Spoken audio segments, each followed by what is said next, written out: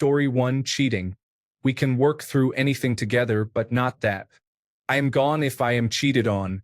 There is no need for discussion or arguments.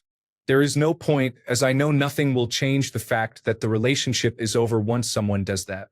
Story 2, lying and gaslighting. There is a lot I will tolerate if you are honest about your needs with me, but pretending they do not exist, meeting those needs elsewhere, and gaslighting me means I will leave you at the earliest convenience. Story 3, anger issues and a short fuse. They get angry at everything, even the smallest things, and you can never have a day of peace. I guess it is different if they are trying to get help for it, but I would still avoid it because of my own trauma. Story 4, being a Soviet spy deeply undercover who has not revealed themselves yet, despite 1991 being a long time ago. Story 5, not being able to communicate properly. We can argue, have issues, or whatever, but you need to tell me the problem and be able to talk about it like an adult. Story 6, dishonesty, including with themselves, covers obvious acts such as cheating, but also includes situations like me expressing what I need, them agreeing, and then not following through, either because they intentionally lied about agreeing or deceived themselves about being able to make the change. Story 7, any action that makes me forget or question my self-worth boils down to incompatibility. I have learned to choose myself first before entering a relationship. Looking back, the times when I had no self-respect were the times I wanted to be with men who did not care about me at all. A loving partner will support you but never break you. Story 8. When the other person does not make you a priority or meet you halfway, when they start to desire something else and put you second, you can feel them pulling away while you are the only one left trying. Story 9. Trying to fight or argue about everything. I am saying something positive, and he or she reverses it to negative. Doing this constantly is a red flag for me. Story 10. Both verbal and physical abuse occur. I am fortunate to have experienced only the former. I probably would have been physically abused if I had stayed any longer. Story 11, cheating. Nothing else comes close. Once a cheater, always a cheater. No second chances. Giving a cheater a second chance is just giving them another opportunity to cheat again and be more careful not to get caught. Story 12. Breaking promises repeatedly damages trust. Once trust is broken, even the strongest emotional connection becomes fragile. Without trust, respect fades, communication suffers, and insecurity takes over. Story 13. Lying is associated with being sneaky, which leads to cheating. This means not being trustworthy. Trust is vital to sustainable relationships. Story 14. Not wanting children, I am child-free. Smoking, I strongly dislike it. Man-child behavior, I am not going to be your new caretaker. Story 15. To me, this is like asking a boxer which punch is the one that would take you out. Who can say until you have experienced it? It is usually a combination of punches that put you down, not just one. Story 16. Lying and then not taking accountability, blaming me for the problem, manipulating me into staying, and calling me offensive names several times, then trying to convince me I dreamed it each time. I mean, I'll take one of those violations and stay because I lack strength, but all of them, I will finally leave you. Maybe. To be determined. No, I will definitely leave. But I'll forever question my choice because I can't rely on myself. Story 17. A lack of self-awareness always leads to hypocrisy. You can call out when I am being unfair, but do not see yourself doing the exact same thing. Frustrating. Story 18. Has children, does not have a car, does not have a job, drinks and drives, has poor or limited communication, refuses to eat healthy at all, does not respect his mother. Story 19. Number 1, lying. Avoidant individuals. Narcissistic individuals. People with alcohol use disorder. Discomfort with physical touch. Not touching me, or not liking to be touched by me. Being inconsistent in behavior. Being very ticklish. Having no hobbies. Feeling entitled. Story 20. Yelling. The minute I am yelled at, I leave. Yelling at someone you supposedly love is never appropriate. Story 21. Infidelity. I have been cheated on once, and I refuse to ever let a relationship continue after that happens again. Story 22. Any woman who says she is an independent woman but still relies on everybody else is not truly independent. Independence means doing things for yourself without depending on others. Story 23. When the other person thinks making fun of you is just part of the relationship. Some couples have that back and forth dynamic, but it is not for me. I have been in too many relationships where it was all in good fun, until it was not. You end up leaving wondering if they ever liked you to begin with. Story 24. The projections they make belong to themselves first. If they project anxiety, they must have personal familiarity with it. There is no such thing as meaning. Story 25. Not in a relationship. But as soon as they threaten, beat, or start manipulating, call me selfish if you want. But I am not letting someone do that. Story 26. If how we work out problems is incompatible, I need some emotional maturity and will not tolerate a lack of it. Neither of us is going to be perfect, but when something comes up, we need to have an adult conversation about what happened, take responsibility for our part, and figure out how to move on and improve together. My parents had loud yelling fights and blaming instead of coming together, and I will not tolerate that in my own life. I am not saying we will never be angry, but name-calling, blame-shifting, and general disrespect are not something I am willing to deal with anymore. Story 27. If Reddit's Am I the Asshole community says I should end the relationship or not, spoiler alert, you should always end it. You deserve better. Always.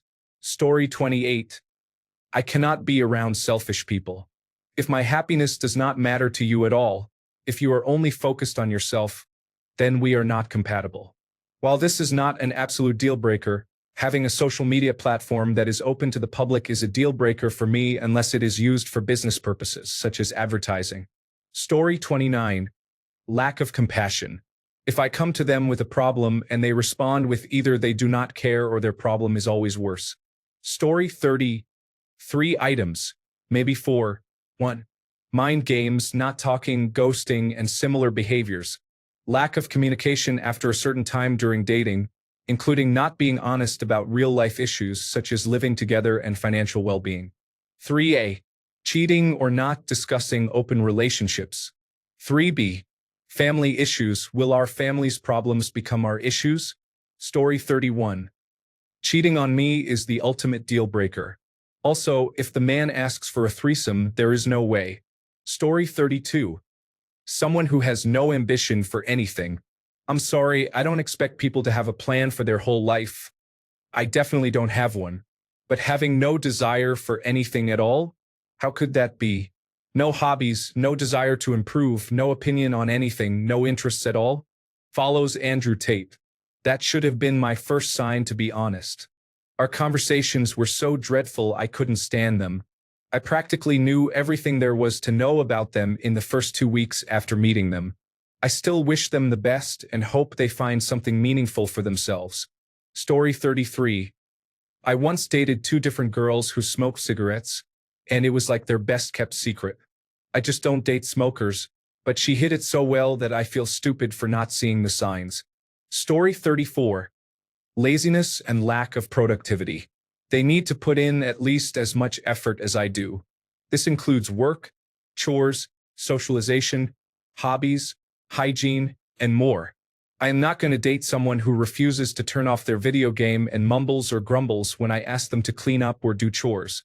Nothing is more off-putting than a man who behaves like a teenage boy addicted to video games.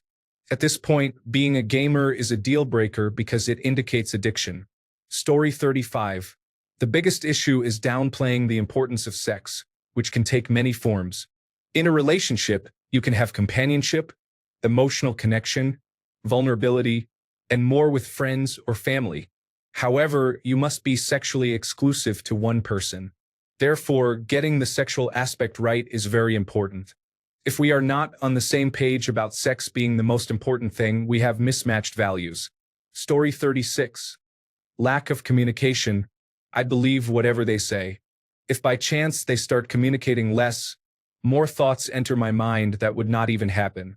Story 37. Tests. I find out my partner did something to test me or my loyalty and immediately get the ick. This shows a huge lack of trust and maturity. Story 38.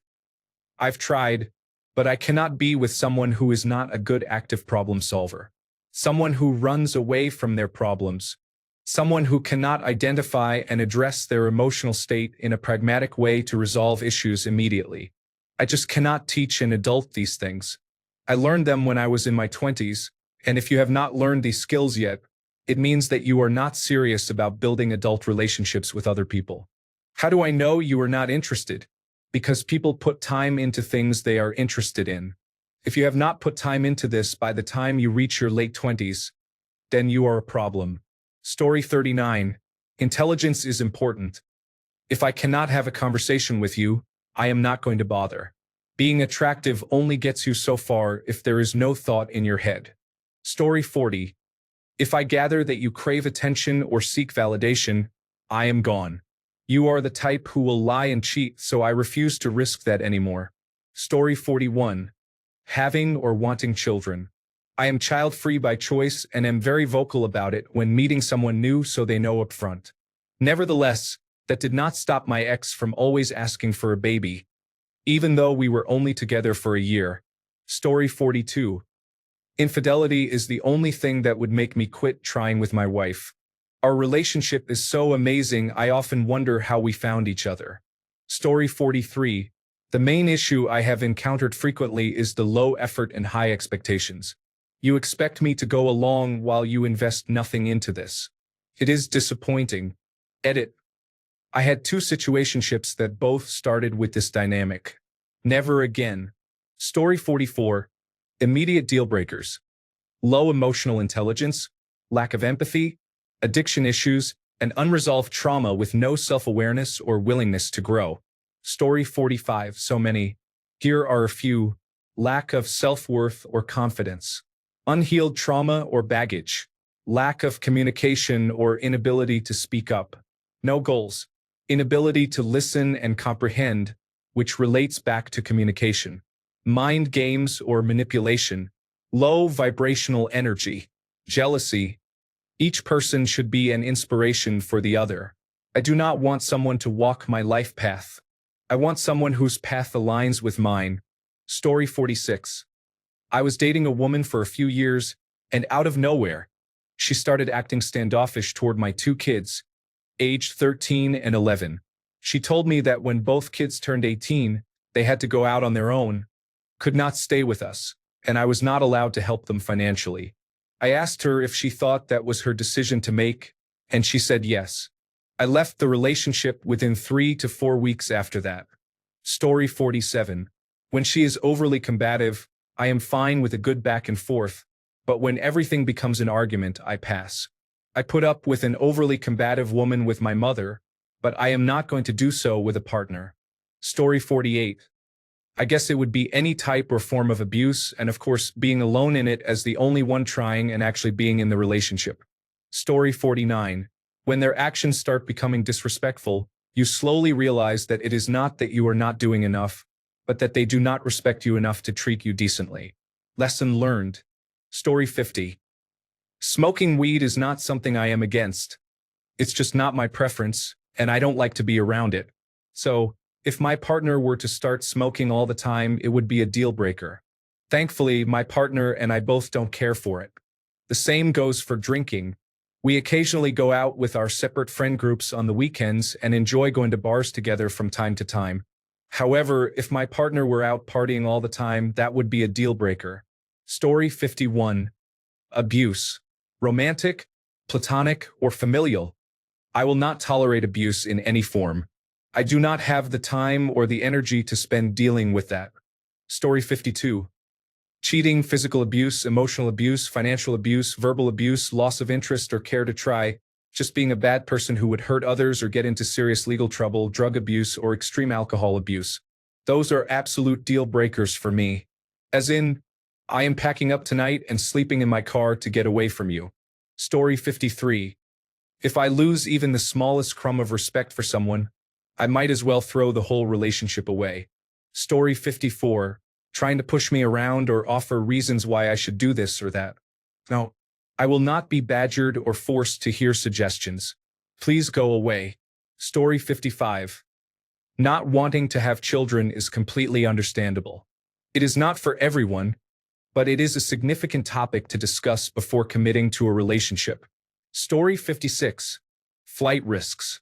When they know you would never leave them and would be willing to work on anything that comes between you, except infidelity, which is a one-time deal, but you get the feeling they would not do the same.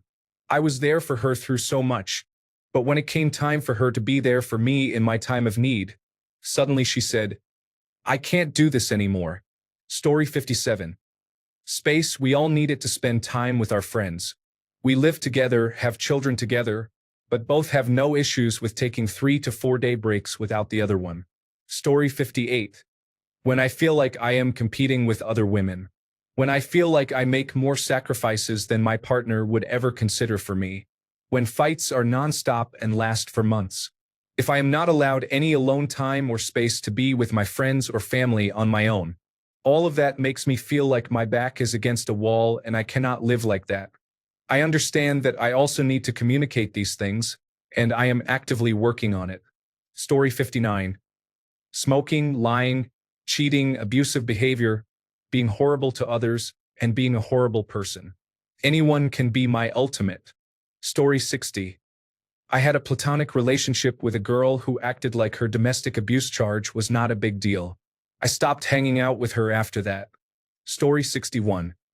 Lying, pretense, narcissism, sociopathy, obesity, poor hygiene, cruelty to animals, especially cats, and being overly dependent on one's mother. Added, being mean or condescending to waiters. Story 62. Ideally, I am looking for someone who is what you see is what you get. Simple, transparent, genuine, and honest. If you are the type of person who plays different personalities, masks, or faces to different people in different situations, I will probably avoid that as quickly as possible. I dislike fakeness or fake personalities. Story 63. Lying and cheating. Why be in a relationship with someone who does that to you? That is not what a great relationship is. Story 64. Integrity is essential not only in relationships but also in friendships and when hiring. I will not associate with anyone who lacks integrity. Story 65. If I am constantly questioning the relationship, feeling invalidated, or begging for the bare minimum, which should come naturally if they really like you, then it is a waste of time. Recently, I was in an almost relationship phase, and even though it felt like we had potential, he acted very guarded with his time and was very bad at communicating. Imagine waiting for hours for replies, then getting cold answers, disappearing for a whole day without any update or a small text that shows I exist. After repeating twice that this really is not something I expect from a partner, he saw no big deal, saying he is career-oriented and a hard worker. Being in a long-distance relationship did not help either. His core values and expectations, along with his emotional intelligence, were a big mismatch. When I told him that his working hours were not what affected me but his lack of effort in trying to make this work, he called it social media nonsense. I just knew this was it. I would not waste any more time on this. The right one shows up without asking and never makes you beg or feel confused. That's all. I moved on pretty quickly from this one, luckily. Story 66. If they are hung up on an ex with unresolved feelings, it is difficult. I was just discussing this in another post. It is painful to find out that your significant other sees you as a backup or wishes you were someone else. It only fuels the feeling of never being enough. Story 67. When they meet you and think your interests and social life are exciting, expect them to want you to stop all your interests and social activities. Bonus points if they believe having a social life means cheating. Story 68. When they make fun of something you are genuinely passionate and sincere about, not gentle teasing, but cynical, dismissive mockery. If someone sees your earnest enthusiasm as a weakness to be exploited for a joke, it means they will never be a safe harbor for the most important parts of you. Story 69. Rudeness, unkindness, no heart, smokers, did not like animals, allergic to something different, New York Yankees fan. Story 70. Passive-aggressive remarks, and when I ask about them, I get the response, "I was just kidding." You cannot make snarky comments and then fall back on saying, "I was just kidding." Story 71. Cheating, emotionally cheating, or withdrawing from being part of the relationship is a deal breaker. I do not tolerate it, and if I feel that you are cheating, 9 times out of 10 I am right. The biggest deal breaker for me was that I was with the one. She and I fit together perfectly, and I have never, and will never, love anyone as much as I do her. However, she has severe anxiety that was so bad we had to hospitalize her 3 times in 4 years. She is also bipolar, and when she was manic, she would not take her medication, which would throw her into a state of complete disrepair. I was strong enough, with broad shoulders, to support her for almost 5 years until it broke me. It began to affect my mental stability, and I had to walk away 10 years ago. I love her today as much as I did then. I have a new partner, an amazing woman who loves me with all her heart, and I love her. She knows full well about the previous relationship because her daughters still call me today for advice and questions. She reaches out once a year just to make sure I am still alive, and that is it because I do not share anything about my life with her. It was the hardest thing I ever had to do, and I have never been so emotionally distraught as when I packed up and moved away. Deal breaker number 1. Take your medication. Story 72. Martyr complex refers to the need to constantly inflate your own contributions while demeaning and diminishing everyone else's. Our marriage ended when I realized it was my significant other's ambition to make me feel as bad about myself as possible. The important thing is that I only believed this for a few years before I became aware. Story 73. Inability to let their partner enjoy their hobbies and, even worse, actively making fun of them. Before getting married, I always said I wanted to find a man who loves anime because I had a coworker who had to secretly watch it in his car and claim his shift was an hour longer than it was. He wasn't watching any anime that would be questionable, but his wife hated it. She first made fun of him, then told him she didn't want anime on around their child, despite some being very suitable for kids, and she also didn't mean once they grow up, she meant never. I realized I didn't want that. I've watched anime when Naruto was only a few seasons in. I wanted my husband to be someone who enjoyed anime and would want to watch it with me, an activity we can always fall back onto. On the other hand, I also love Pokemon, but I could understand if he didn't like Pokemon, as long as he was okay that I did. Along with my other hobbies, art, sewing, knitting, video games, and so on. I would do the same for him and even try to love his hobbies. The man I married loves anime and Pokemon, and maybe it is a bit of an issue, as we have too many Pokemon plushies in our tiny apartment. But after almost 9 years of marriage, we still discover new things we enjoy and support each other in them. Story 74. Making your partner deal with your trauma. If you have mental health issues, you need to resolve them first before entering into a relationship. Story 75. Addiction. There is a man I loved with all my heart and always will. But he is an addict like my father was, and that is lifelong. I could risk it as a wife, but as the child of an addict, I would never risk it as a mother. Story 76. That they are unfaithful to me or that she simply walks away because she does not know how to solve a problem. Story 77. Trying to control how I handle my relationships with my family, friends, and colleagues is born from extreme toxic jealousy. I will tolerate a lot, but never this. Story 78. Avoiding household responsibilities while refusing to contribute to household expenses and always asking for more material wealth from me. Story 79. Speaks in code.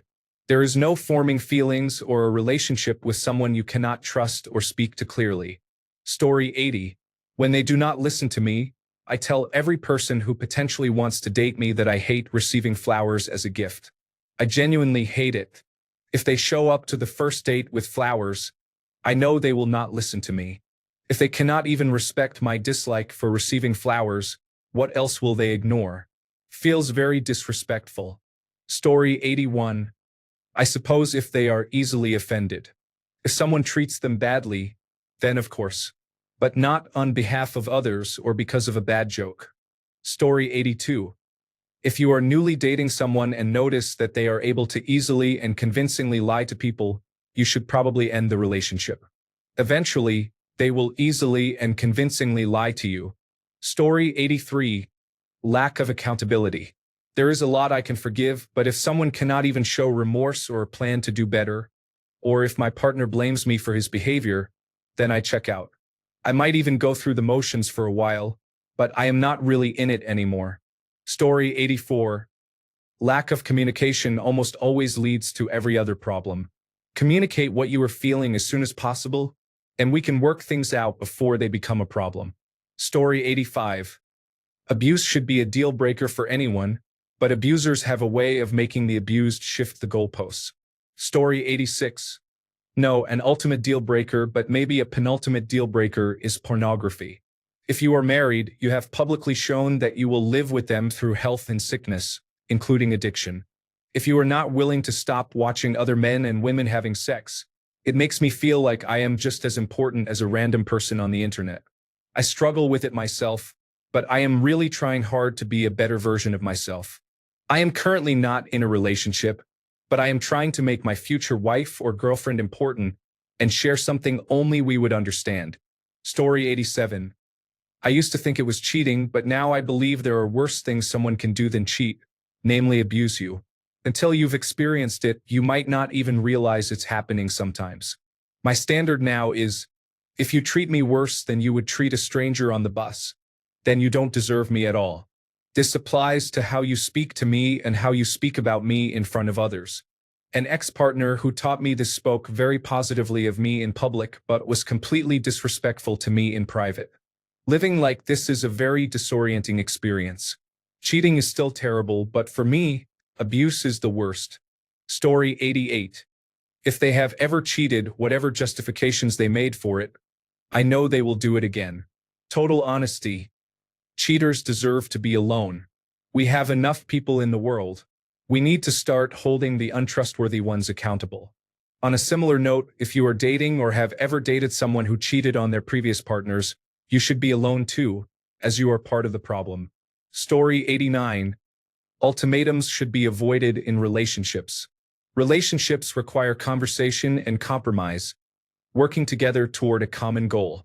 If you give ultimatums, I am out. Goodbye. Story 90. Suppressing your feelings. I am not a mind reader. I am a very vocal person and deeply emotional. I will tell you what is on my mind. If we cannot have proper communication, what are we doing? That is essential for friendship and relationships. Story 91. Having dated many vegetarians and vegans, I want to be able to cook steak and roasts for my next partner. Story 92. Lying and cheating. Once that kind of trust is broken, it's over. You can't forgive all of it. It will always stick in the back of your mind. Story 93. If someone cannot communicate, I am willing to work through almost anything with a partner who can effectively communicate. Story 94. Yelling. I will not tolerate someone yelling at me. I was raised in a household with no yelling. I was a difficult teenager but was never yelled at.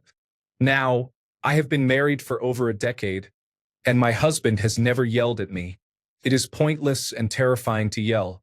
I broke up with someone in my early 20s because he yelled at me one time. Story 95. Oh man, there are so many ultimate deal breakers that I do not even care to entertain the idea of a relationship anymore. Story 96. Not being a good person. I did not care as much when my life was more dictated by my libido, but now it is a pretty big deal. Being oblivious to those around you, acting as if your life is somehow more important, only caring about specific people, or turning things around so that you are the victim no matter the situation. Story 97. Raising your voice or shouting at me in anger or frustration, or saying anything personally insulting to me. I was raised by an emotionally abusive, narcissistic, rage-addicted alcoholic father whose parenting method was telling me that I would be a failure. When I moved out and in with my first girlfriend, eventually she did more of the same, while I was working hard in a restaurant to pay her rent under a boss who would either pretend to fire me day after day or scream at me that I was stupid and not a manager to the people I was supposed to be overseeing. I left both of them for a new job, only for my new bosses at that job to call me useless because I was not able to meet their quotas despite my documented best attempts, and because they were awful at business. No one speaks to me that way anymore. Story 98. When she says completely out of the blue, vague and dark things, Then you ask her about it, and she says things like, never mind, I don't know, or sends the shrug emoji. Story 99. When someone says, I do not really get sarcasm, it is not going to work. One of us will die, and it will not be quick. Story 100. I have literally zero boundaries as long as I am in love.